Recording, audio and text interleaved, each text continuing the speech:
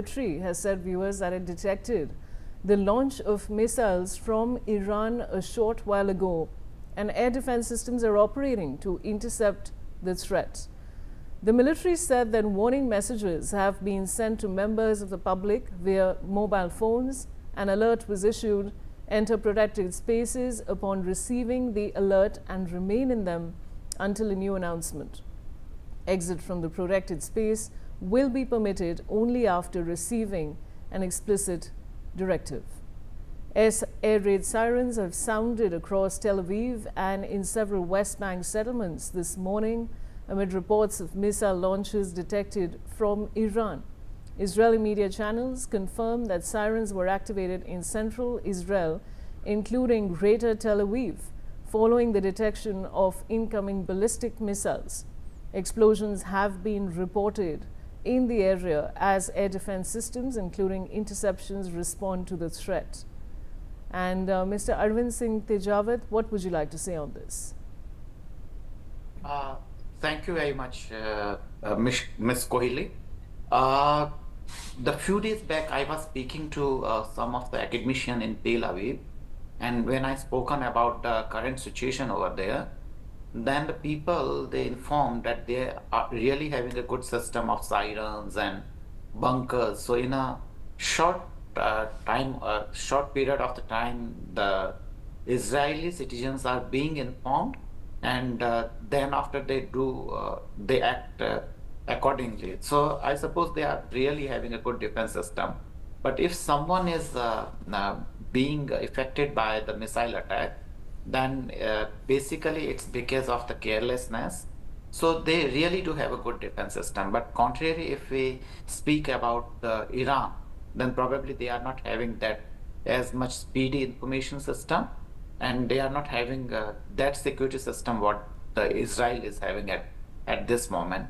But still, the people, they are living in a fear, and life is disturbed. Of course, the schools and sometimes the people are not normal. When the siren rings, then they immediately go to the bunkers or at means the safe shelter. So in that case, actually, the life is a bit disturbed especially in a war situation.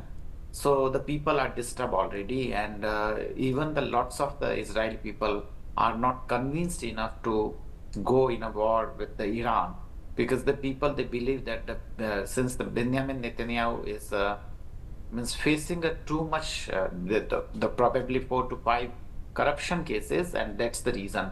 And I'm very much sure that the Netanyahu is going to lose the coming election.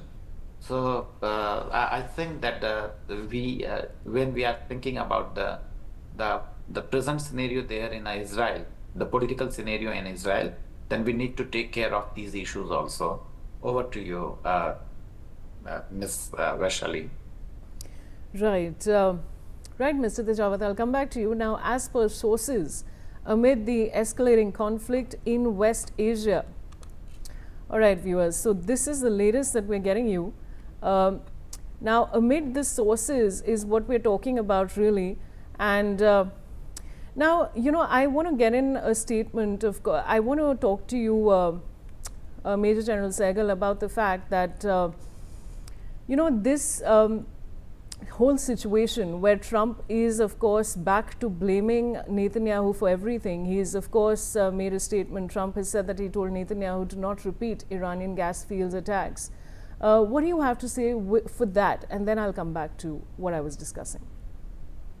The world knows it. America knows it. Essentially, it is Netanyahu's war. And Netanyahu succeeded in pressurizing Trump in waging this war. The Americans have been against it.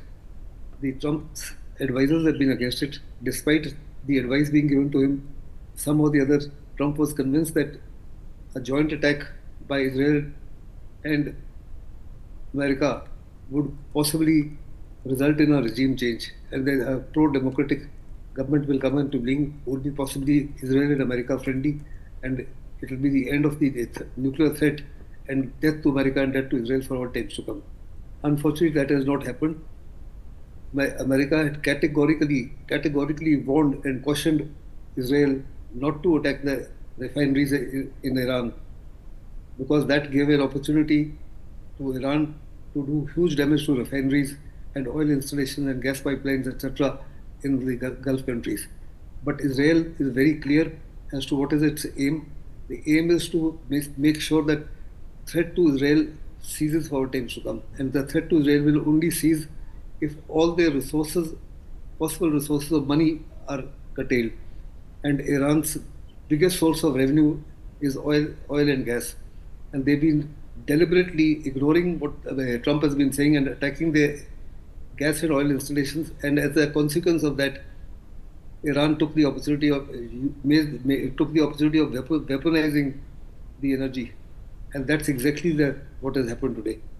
And as far as Jerusalem is concerned, Tel Aviv is concerned, Haifa is concerned, all of them are being attacked by cluster weapons, missiles which are carrying cluster bombs, and Iron Dome system is not being able to detect and utilize them, because when the cluster bomb explodes in the air, there are very many bomb loads, up to 50 to 250 in each missile.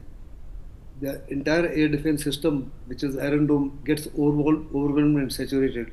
And as a result, most of them fall down on the ground, damaging houses and destroying infrastructure, destroying property. And if anybody is caught in the open, he also gets injured or killed. And that is the reason why